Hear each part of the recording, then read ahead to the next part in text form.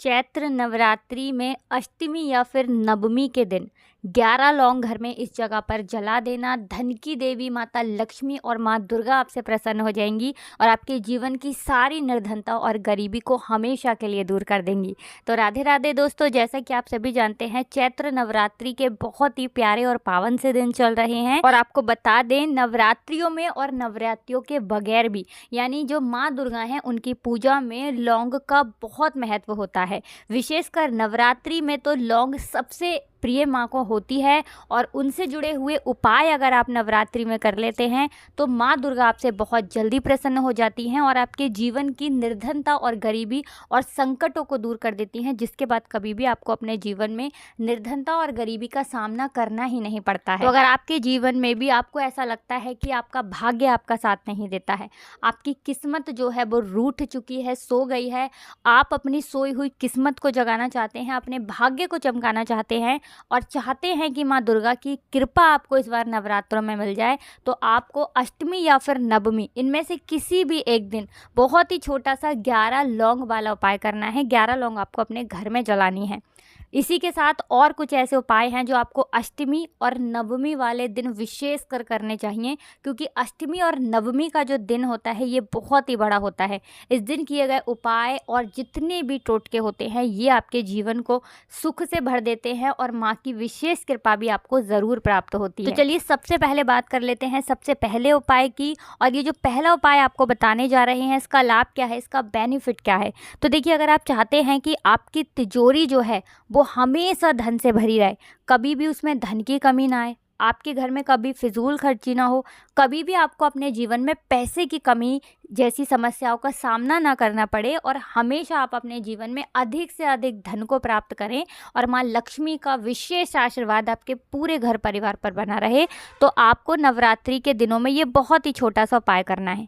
5 हरी वाली इलायची लेनी है, 5 सुपारी लेनी है, ठीक है ना। और ये 5 हरी इलायची और 5 सुपारी आपको माँ दुर्गा की मूर्ति या फिर प्रतिमा के सामने रखना है। उनसे प्रार्थना करना है कि हमारे जीवन में जो भी दुख हैं, कष्ट हैं, उन्हें आप दूर करना और हमारे घर की सुख समृद्धि को बढ़ाना। हमारे घर में फिजूल खर्ची बहुत होती है माँ, इसे आप दूर कर देना, ठीक है ना। तो ये उपाय आप अष्टमी के दिन सुबह को भी कर सकते हैं, शाम में भी कर सकते हैं।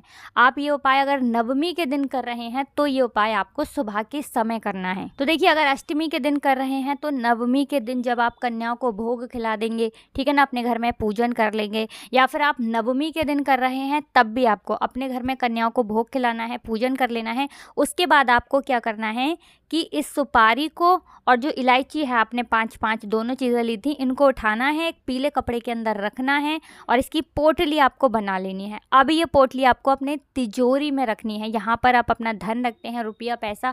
देखिए, सुपारी जो होती है ये भगवान गणेश का भी रूप है, माँ लक्ष्मी को बहुत प्रिय है और हरी इलायची तो माँ लक्ष्मी की सबसे प्रिय होती है। तो जब भी आप अपने घर में अपनी तिजोरी में अपने पास हरी इलायची रखते हैं तो माँ लक्ष्मी कभी भी आपके पास से नहीं जाती हैं, आपके घर में धन को बढ़ाने का काम करती हैं और आपके जीवन से निर्धनता और गरीबी को हमेशा के लिए दूर कर देती हैं। तो ये एक उपाय आपको नवरात्रि के अष्टमी या नवमी वाले दिन विशेष कर करना चाहिए। वैसे तो इस उपाय को आप किसी भी दिन कर सकते हैं। तो चलिए अब जल्दी से बात कर लेते हैं दूसरे उपाय की। और दूसरा उपाय जो है ये आपके जीवन से नज़र दोष को और कोई भी आपके घर में शत्रु वादा है, कोई भी ऐसी चीज़ जो आपको लगता है कि आपके जीवन में उसकी वजह से सब कुछ खराब हो रहा है, आपके घर में बीमारियां बहुत हैं, घर के जो सदस्य हैं वो बहुत चिड़चिड़े हैं, घर में लड़ाई झगड़ा बहुत होता है, तो विशेषकर आपको ये दूसरा उपाय नवरात्रि के किसी भी दिन करना है।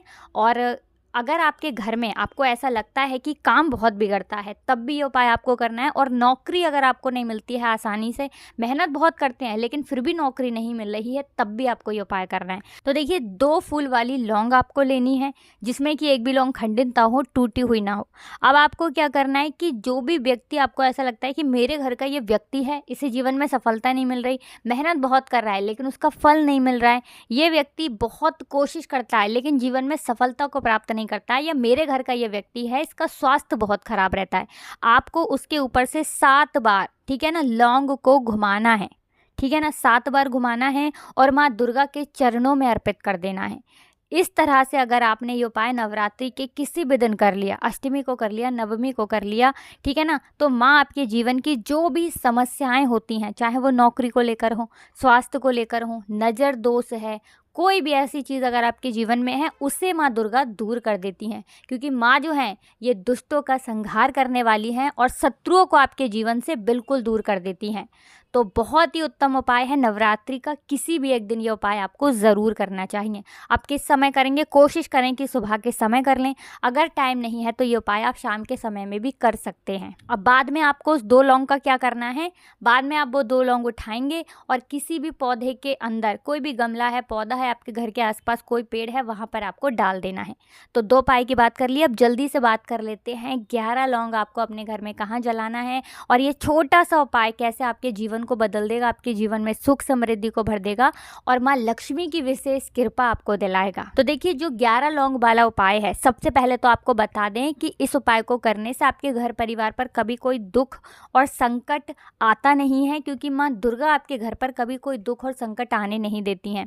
दूसरी चीज़ कि हमेशा आपके घर में जो भी नेगेटिव एनर्जी है, जो भी नकारात्मक ऊर्जा है या नहीं भी है, तब भी आपके घर से वो हमेशा दूर रहती है। अगर है तो घर से दूर हो जाती है, अगर नहीं है तो घर में प्रवेश नहीं कर पाती है, आपके घर में एंटर नहीं कर पाती है, मतलब घर में घुस नहीं पाती है, ठीक है ना।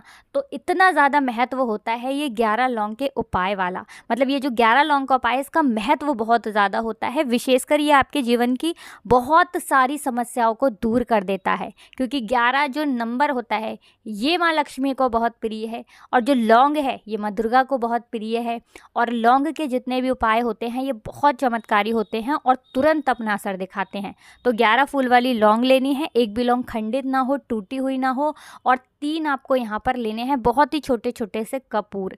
बहुत बड़ा नहीं लेना है, बहुत ही छोटा सा कपूर लेना है, ठीक है ना। छोटे छोटे से 3 कपूर लेने हैं, 11 लौंग के साथ आपको रखना है। और मिट्टी का जो बड़ा वाला दीपक आता है, या फिर अगर आपके पास कोई भी पीतल का बड़ा पात्र है, कोई भी बर्तन, उसके अंदर आप रख लें। अब इनको आपको एक साथ रखना है, 3 कपूर, 11 लौंग, और अपने घर के मंदिर में ऐसे जलाना है। तो देखिए, जब भी आप लौंग और कपूर से जुड़ा हुआ कोई भी उपाय करते हैं, माँ दुर्गा आपसे तुरंत प्रसन्न हो जाती हैं। आपके जीवन के दुखों को और कष्टों को वो तुरंत दूर कर देती हैं।